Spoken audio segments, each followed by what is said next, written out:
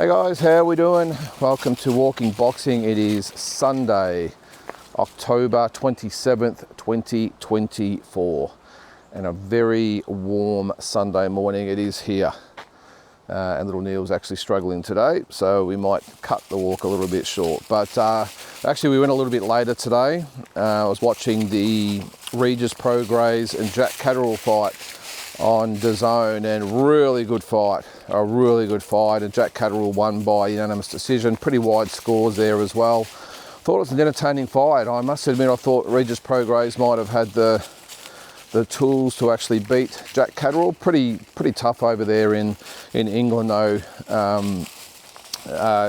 From America to England, I mean the crowds just rock up, and we go on about America and even now Saudi Arabia sort of being the homes of boxing and everything. Oh geez, I think as far as crowd involvement and numbers and just participation in the event, if that's what you want to call it, you cannot beat the English fans. I'm not sure what the crowd was there, but it definitely looked like 15 to 20,000 people. And this is not a mega. This is not Anthony Joshua or Tyson Fury or any of these types of guys. It's a solid fight, and obviously it's a big fight over there. But to think that they're getting 15 to 20,000 people to a non-title fight, it wasn't for a world title, it wasn't even between two British fighters, American versus England, and they just turn out and they're so vocal and they just get into it. They just so support their fighters so much, and a little bit envious obviously being an Aussie fan, because unless it's one of those really big sort of no limit shows, or I know we did get Kambosos and Lomachenko earlier this year, but unless it's one of those massive big fights, people just don't turn out, and it's a little bit of a shame, but that's just the culture, isn't it? But yeah, you got to take your hat off to the English fans. But for the fight itself, look, I thought that the first half of the fight was very even. I think was at the fifth round where Prograis dropped Catterall. Just more of a flash sort of knockdown. I don't think it was overly hurt, but you had to count it. But I think for the first 6 rounds, I probably would have had Prograis maybe just in front, if not level pegging with Catterall, but really impressed with the way Jack Catterall in the second half of the fight really regrouped, and look, there were some close rounds in there, but I thought Jack Catterall just boxed really, really well. I thought Regis Prograis got a little bit desperate as the rounds went on, especially what was at the 9th round, I think it was, when he was dropped twice. That pretty much put the exclamation mark on the fight, didn't it? That Jack Catterall would win. Come here, man. Across the road over here. Another dog coming this way. And then in the last 3 rounds, it was just pure desperation by Regis Prograis. But I thought that Jack Catterall boxed really well, didn't panic, probably knew he was in front on points now with those 2 knockdowns, and just boxed accordingly. I just thought he just a really good performance from him, and I think that's his 30 wins, 1 loss or something now, and some big fights for him. Could we see him in against someone like Liam Paro, or just trying to think who else. So there's Lopez, Teofimo Lopez. He hasn't got another fight lined up as far as I know. Pueblo, I don't think's got anything lined up. So look, he could be in line for a world title shot. I think he deserves it, especially after that win. I mean, he had that rematch with Josh Taylor and won that fight, and now he's won this fight. If anyone deserves a shot at one of the world titles, it is definitely Jack Catterall. And look, I've got my Aussie hat on, of course, but I think he gives Liam a really good fight. I think that would be real. Just a competitive fight, 2 southpaws. We saw in that fight, actually, they did clash heads a couple of times. On one occasion, they did actually draw blood. But it was a fast-paced fight, and that's what I think we would get if it was Liam Paro in there as well. I think it'd be super fast. The pace would be very, very aggressive, or both guys would be aggressive. The pace would be fast, and I think we'd have a ripper fight. And probably depends on where that fight took place. I wouldn't want to see it in England, because the English fighters seem to grow a leg over there, don't they? They just tend to find something in front of the crowd, and you can't blame them in front of all their countrymen, and I get that, but you would think that Liam, being the champion, that fight would be here in Australia, or worst case, in the States or somewhere like that. But I wouldn't want to see it in England. Look, unless it was a massive payday for Liam to go there, maybe.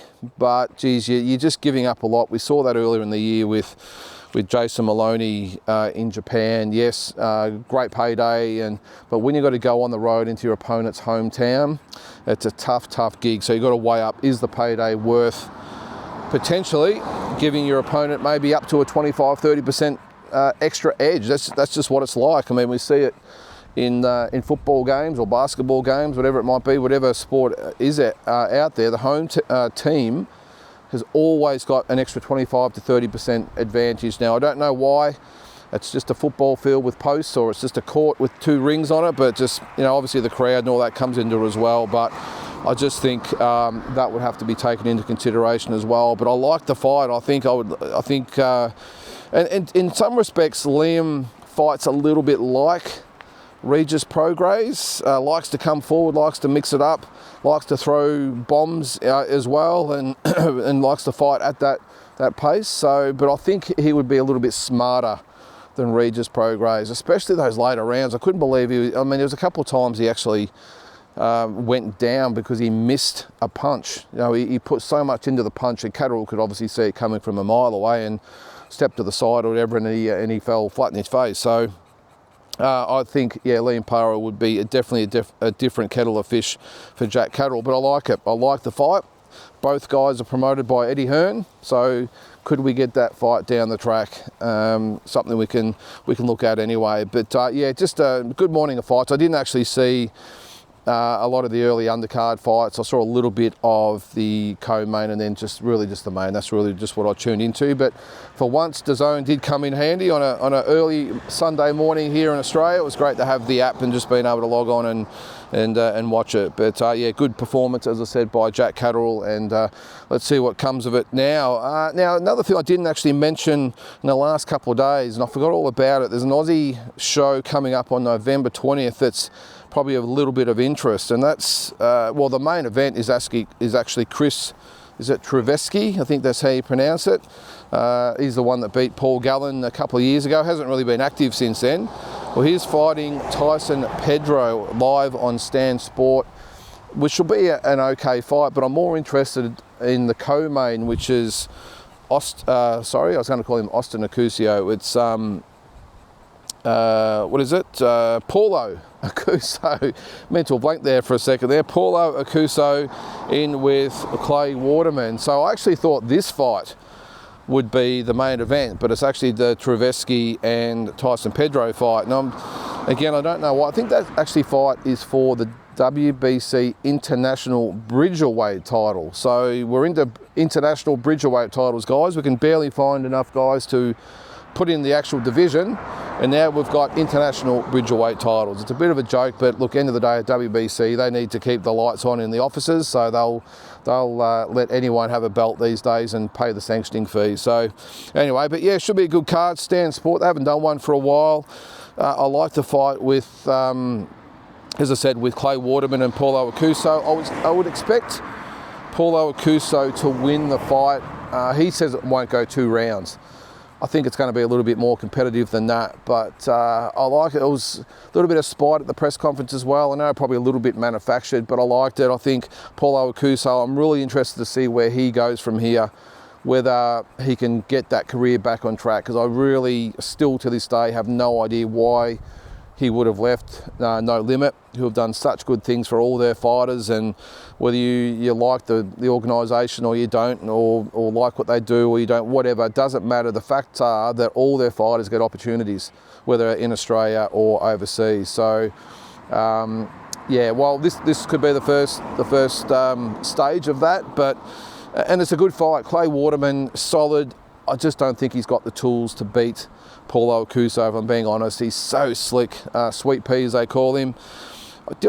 Is it just me, or did I sense Paulo Aokuso at the press conference with a bit of an American twang? in his accent. Now, forgive me if I'm in the wrong here. I didn't realise he'd spent time over there or whatever, but is it, I don't know, is it the posse thing, or I'm not sure, but there was definitely a bit of an American twang to his accent in a few stages there, which does raise the eyebrows just a little bit. But anyway, whatever works for him. But I thought it was good to actually see both guys just with that little bit. And it was good spite. It wasn't the real, as I said, even though it was a little manufactured, I thought both boys performed pretty well. What I don't like is when it's just, well, you push me and I'll push you and we'll slur each other and, you know, hurl insults at each other. I actually didn't mind it, and I'm looking forward to the fight.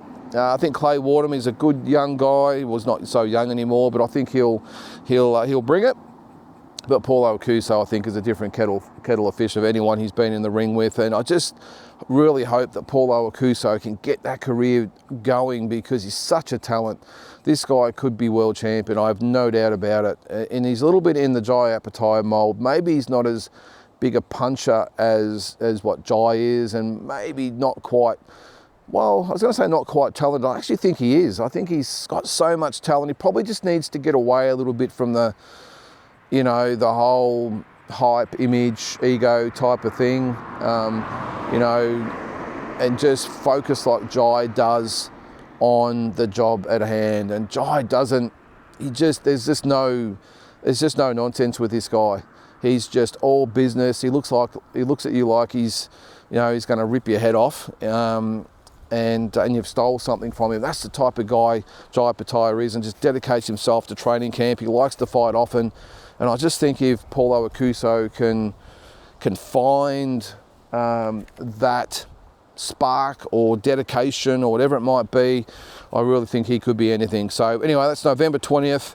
I'm not quite sure where that fight is, if I'm now that I think about it. Apologies for that. I'm assuming it might be, look, I'm not going to guess. I'm assuming it could be in Sydney, but I've just sort of lost it now. But anyway, November 20th, live on Stan Sport. So it's good to see that Stan Sport are still putting these fights on. Premier Boxing Series have been great this year. They've all been great.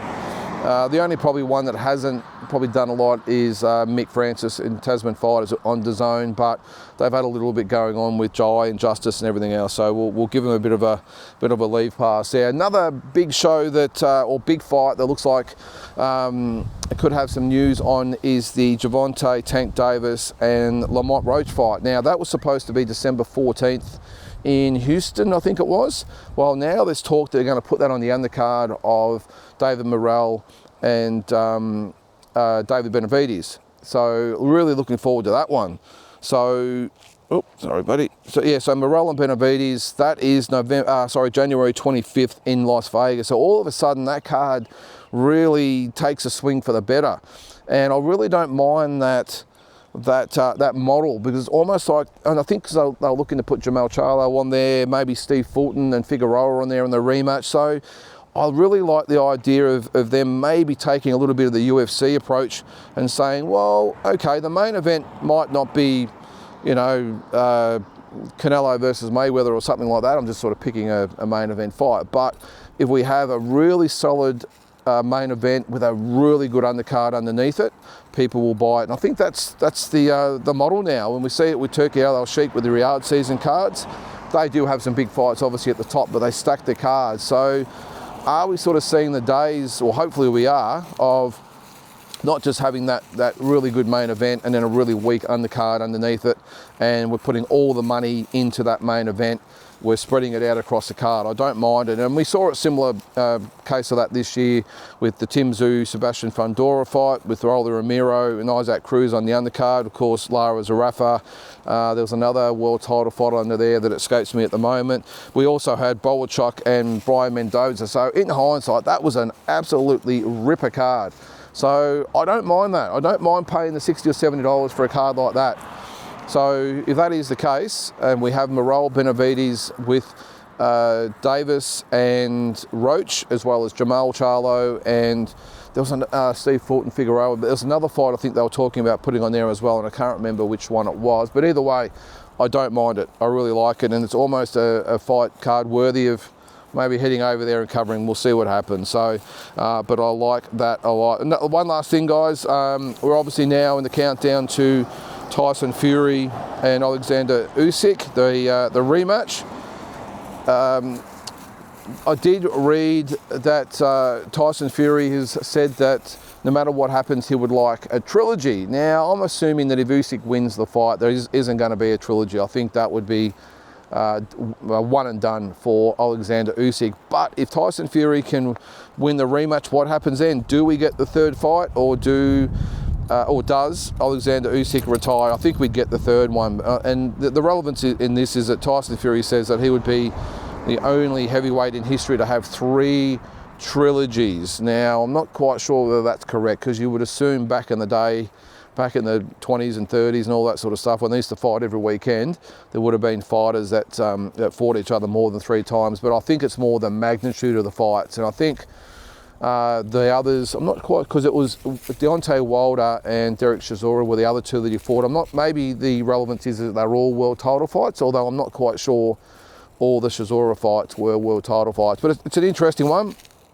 But good old Tyson Fury is talking about trilogies with Usyk, but then on the other hand, he's saying, well, I want to fight AJ. I mean, what's it going to be? I think we've got to get past the Usyk rematch first before we start thinking about all that sort of stuff, because one minute he's retiring, then it's Joshua, then it's Usyk, and then it's whoever else. So anyway, never a dull moment in the career of Tyson Fury. And actually, one sad thing was he did also say that before the Usyk fight, I think it might have even been a day or 2 before that fight, his wife actually suffered a miscarriage, and not just an early miscarriage. I think it was like 6 months old, which is just shattering, and that's got to play on your mind. Taking nothing away from Alexander Usyk, of course, he won the fight fair and square, but geez, it would have been a shocking situation for Tyson Fury to get in there and fight with that on your mind. But anyway, that's history now, and let's hope. I'm sort of hoping that he can get the job done. If I'm being at this stage, I'm hoping he can get the job done, and we get that trilogy. I think it'd be great for the sport. Obviously, that leaves Dubois and Joshua probably to fight each other, I would think, if that was going to be the case. But still, plenty going on in the heavyweight divisions, because you're at the Wardleys now, and all the other heavyweight contenders out there. I mean, there's too many to name at the moment. Bacoli and there's a lot out there now, but a lot of big fights to be made at heavyweight still. We've got a bit of a stare off over the road here. No, buddy, come on. No, come this way. Anyway, guys, that's going to do it for this Sunday. Hope you have a great day, and we'll catch you tomorrow.